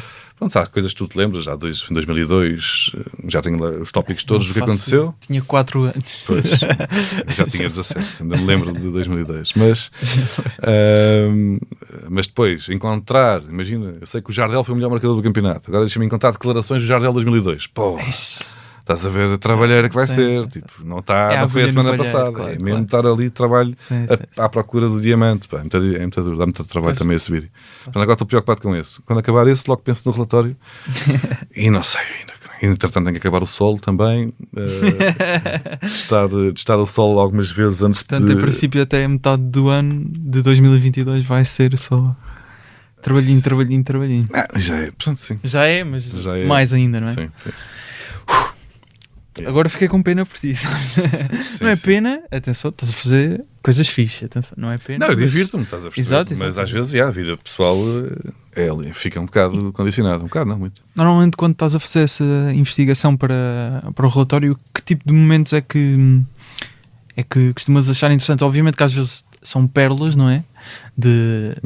Passar o vídeo já tem muita piada. Passar o quê? Passar o vídeo. Às vezes encontra-se um vídeo, a parte, aqueles de 10 segundos, já tem muita piada em si. Mas eu acho que muitas vezes também... parece-me a mim que tens esse cuidado de muitas vezes não ser só engraçado o vídeo e teres piadas relacionadas com isso. Ou seja, o texto é que ali tem essencialmente a grande piada do relatório. Portanto, que tipo de momentos é que às vezes olhas para aquilo e este momento vai resultar bem? É difícil de... não é muito difícil, na verdade. Há momentos que são evidentes que quando acontece qualquer coisa... Este mês, por acaso, eu não tinha quase nada apontado ainda. O que eu normalmente faço, tiro prints às notícias que me podem dar jeito e depois no final do mês vejo o que é que tenho na pasta dos prints do telemóvel e começo a correr os temas por ali fora. Mas às vezes, claro que tens frases pontuais... que te chamam logo, ou momentos caricatos para que em si resultam e tu tens que ir apontando, senão eu esqueço-me também no final do mês. A ideia também sempre foi essa, era resumir o mês, porque à velocidade que as coisas hoje em dia se dão e acontecem, tu não te lembras de coisas que foram há 3 semanas. Mas esse tipo de investigação que tiveste de fazer, por exemplo, nesse episódio dos negacionistas, ocorre todos os meses ou aquele em específico também foi muito mais do que os outros? Depende do tema. Eu também não tenho bem regras, não tenho. Claro. Isso é uma coisa que eu gosto e que lá está, que se calhar na televisão não conseguiria ser assim um espírito tão desorganizado como sou. E como eu sou muito desorganizado, então às vezes estou mais dependente daquilo que o universo me tira do que uma estrutura que eu faça, tanto que a estrutura do relatório já mudou ao longo do tempo. Há rubricas que aparecem e desaparecem consoante me dê jeito, simplesmente. Uma das rubricas relacionadas com este edifício, com este logo. Pois o primeiro, estavas na dúvida. Isto é da SIC. Estamos na SIC, estamos. Sacanas, pá. É a SIC. E essa não vai parar, pá. O que é que eu estava a dizer? Perdi-me. Desculpa. Olha, eu também. Sabes que eu sou muito bom a fazer isto, então perco-me muito. Mas estavas a falar de que a estrutura do relatório foi mudando. Vai mudando consoante aquilo que me dê jeito, pá. Não tenho bem regras, portanto, às vezes há temas que me podem exigir um trabalho de pesquisa enorme à procura de pequenas pérolas, e no caso dos negacionistas é deixá-los falar, não é? Às vezes é isso, é estar a ouvir o outro que diz que faz clisteres de pimenta. Eu ontem estive a considerar... Isto é divertido, eu tenho que usar isto. Não, eu não tenho culpa, mas metem-me isto à frente. O gajo tem que usar. Então, há coisas inevitáveis, não é? Sim. Eu até estive a considerar ver um live de um negacionista, não sei se viste isso. Eu deixei de ver negacionistas agora.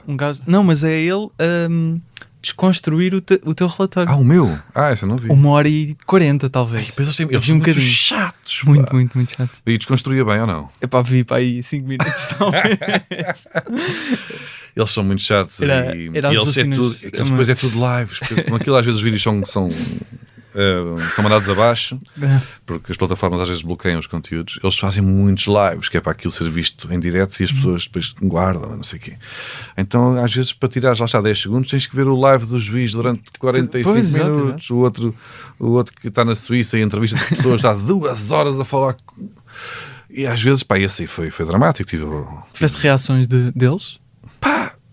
Mais ou menos, nas mensagens, mas não nada... Não, assim, de agressivo, nem por isso, na verdade. Pensei que fosse pior.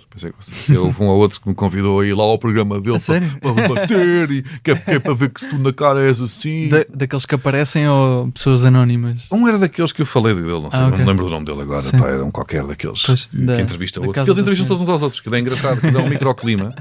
É um microcosmos muito específico em que eles são 12, mas vão todos aos programas uns dos outros e parece que de repente são 15 lives por dia e eles são só 10, não sei como é que eles fazem aquilo. Mas eu depois desisti de ver isso porque das 2 uma hora outra vez o tema grande do mês implicava, justificava que eu tivesse agora a perder mais uma semana a ver aquela porcaria toda, ou então para sacar só mais uma coisa engraçada que eles já não vão ser mais engraçados do que são em princípio. Já não justifica estar-me a ver agora mais uma live de 3 horas só para fazer 2 minutos do relatório. E faz mal à cabeça. E faz mal à cabeça. E também não precisam de mais palco. Eu também tento às vezes equilibrar o palco que dou a quem. E no caso dos negacionistas já levaram 1 ou 2, já chega. A menos que venha daí agora vem uma coisa qualquer esquisitíssima que eles apareçam e que apareçam entre aspas, parece que também sou algum justiceiro que não é o caso, mas que justifique, no fundo, eu perder mais tempo que aquilo. Mas para já a partida não justifica, eles não são assim tantos, até podemos agradecer termos tido sorte. Relatório para continuar em 2022, certo? Não está fechado. Não está fechado? Vamos ver. Opa!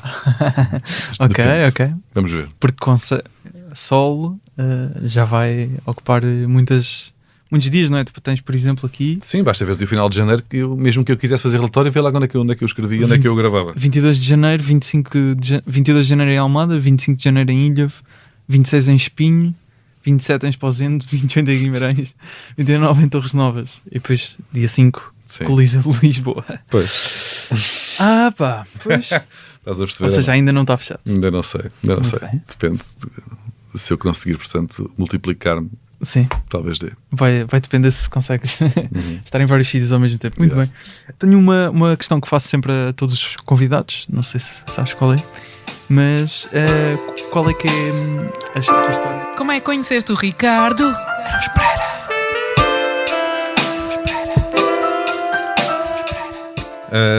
Eu conheci o Ricardo Aruz Pereira em tronco nu. O Ricardo, não eu. Foi em 2018. Em 2018 nós fomos numa ação para uma empresa ver os Jogos do Mundial. Estávamos a falar há bocado. Foi em Olho que falámos disto ou não? Já não sei. Foi. Okay. E tínhamos ido ver eu acho que ele estava a escrever crónicas na altura até para... Ele também era a cara da marca. E também era... Exato, que tu estavas com os Geirinhas, eu estava com o Manuel Cardoso e com os Geirinhas. E no lançamento de uma das campanhas da marca, nós meio que tivemos que ir, sabes? Aquelas macacadas que um gajo tem que... Umas estupadas que um gajo tem que mamar às vezes. Que eu tento limitar ao máximo esse tipo lá está, tudo que implica fazer coisas que não apetece muito, eu tento diminuir ao máximo, mas pronto, na altura teve que ser. E tínhamos que ir ao lançamento de uma campanha qualquer, aquilo era só mesmo para os CEOs e para a empresa e fui eu e o Manel, aquilo era no Estádio Nacional. Lá estavam a anunciar que era o patrocinador do não sei o quê, da seleção ou do Mundial ou do que era. E nós estávamos lá a ouvir o CEO internacional a falar, não sei qualquer em holandês, a apanhar uma seca do caraças, eu e o Manuel Cardoso, e o Ricardo, que era a cara daquela ação, foi lá fazer também uns minutinhos até de uma espécie de stand-up, para dispor bem ali a malta.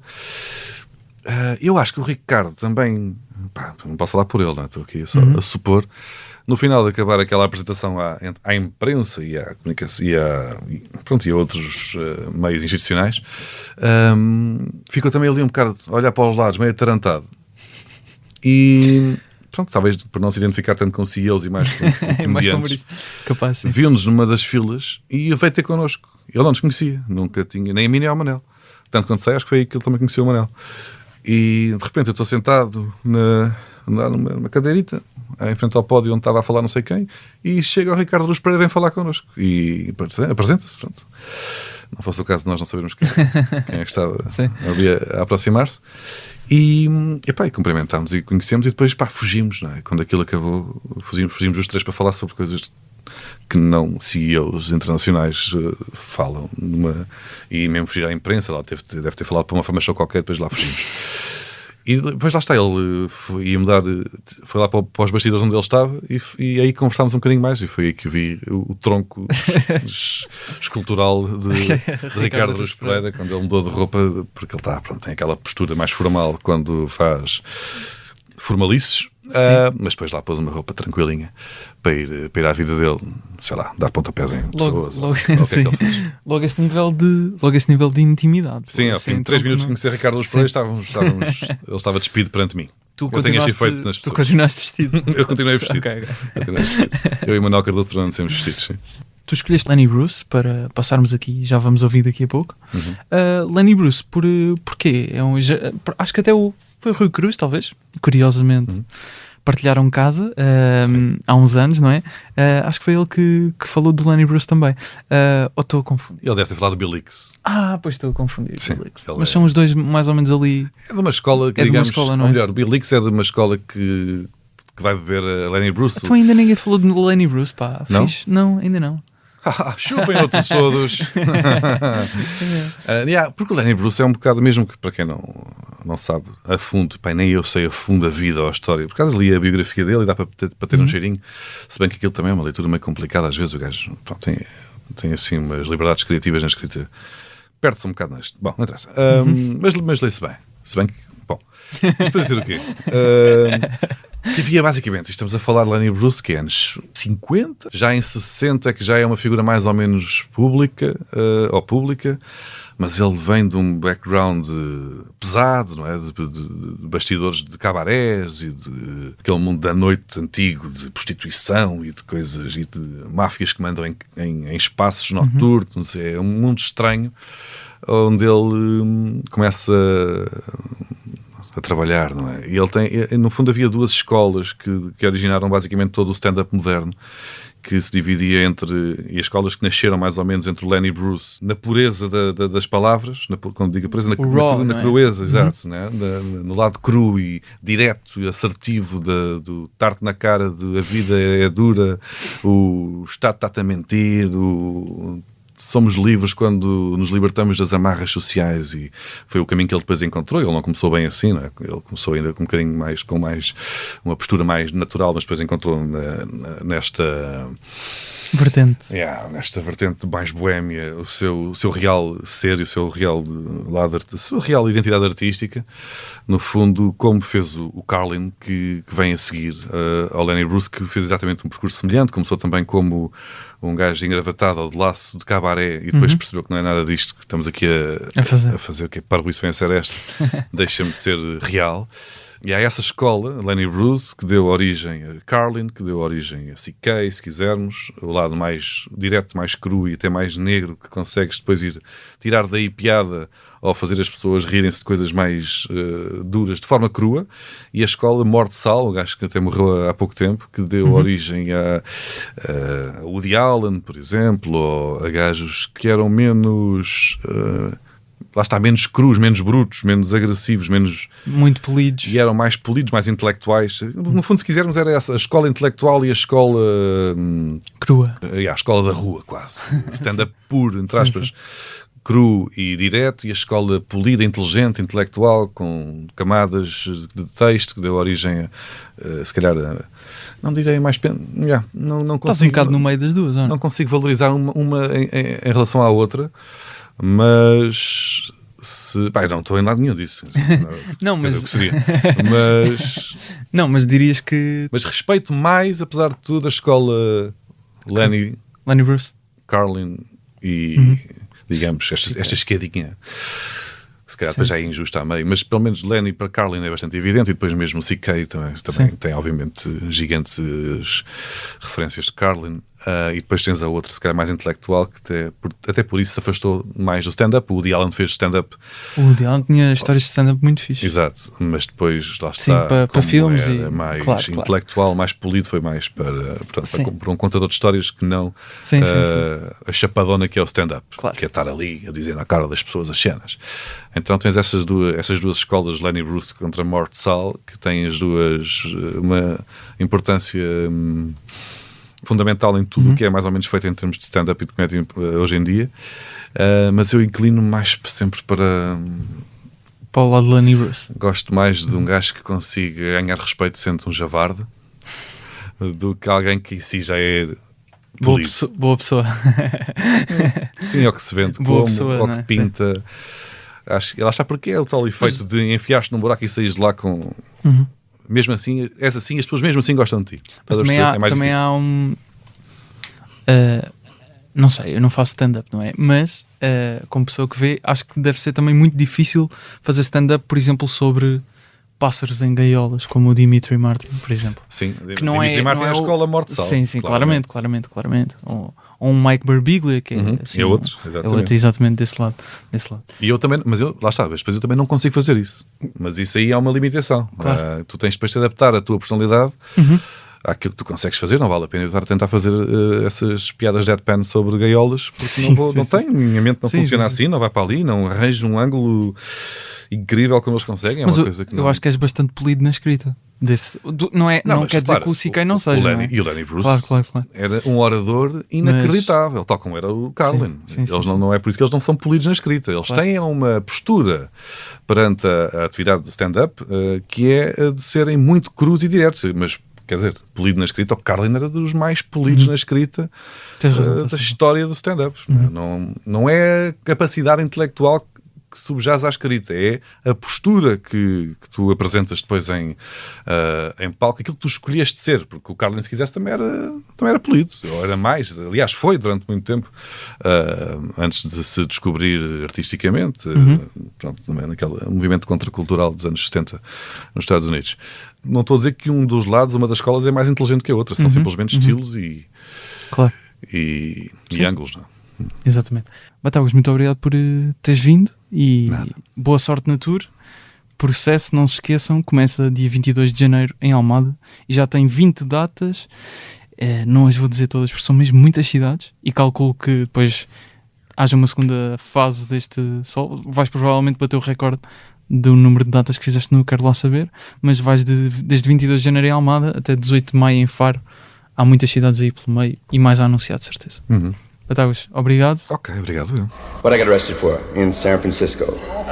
San Francisco, I got arrested for, what do you think? We can hear that, Daddy. I'm not going to repeat the word because I want to finish the gig here tonight. It's, they said it was vernacular for a favorite homosexual practice, a 10-letter word. It's really chic. That's 2 4-letter words and a preposition. I can't, I wish I could tell you the word. It's, starts with a C. Well, you know what the word is. Now, it's weird how they manifested that word as homosexual, because I don't. That relates to any contemporary chick I know, or would know, or would love, or would marry, you know. And now when I took the bus, I finished the show. I said that word, the 10-letter word. And he comes over and he says, Lenny, my name is Sergeant blah, blah. You know the word you said? I said a lot of words that time. Well, that word. Oh, yeah. Well, Lenny, that's against the law. I'm going to take you down. Okay, that's cool. Can't say. It's against the law to say it and to do it. Well, I didn't do it, man. I know, but I just had to tell you that all the time. Okay. All right. Now, get in the court, take the same bus to Judge Aaron Alvermitz, a red-headed junkyard Jew, a real verbissiner with thick fingers and a homemade glass eye. Tougho, right? He comes in, blah, blah.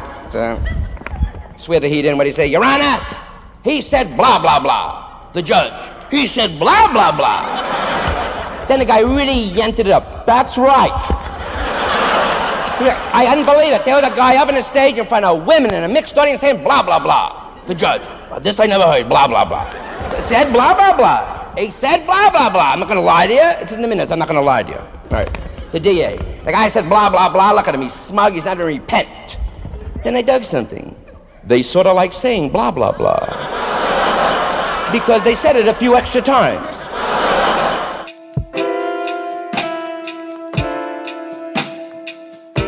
Podes acompanhar o Diogo Batáguas, basta procurar por Diogo Batáguas. Segue-nos também em humoraprimeiravista.podcast no Instagram e eu em Gustavo Rito Carvalho. A produção, edição, pós-produção de áudio e apresentação são feitas por mim. As fotografias e o vídeo são do João Pedro Moraes. Jingles e genéricos são do Ruben de Freitas e do Luís Batista. Quem dá a voz é o Tiago Filipe e o Rui Mirama. As ilustrações são do Nuno Amaral, o logótipo foi também feito pelo Nuno Amaral e pela Vanessa Garcia. Obrigado por ouvir, estou aqui quinzenalmente às quintas, até um dia. A única história que me lembrei foi uma história que tu contas ao Carapete no podcast dele, mas eu não me lembro do que é. Envolve voleibol feminino, pessoas nuas. O Copa Bonita. Pois é. O programa de Copa Bonita. Foi disso, mas... Ainda tentei encaixar de alguma forma a frase Copa Bonita na introdução, mas não dava. Era duro. Já era um exercício bastante. Não dava. Aí sim, no âmbito da escrita criativa. Sim.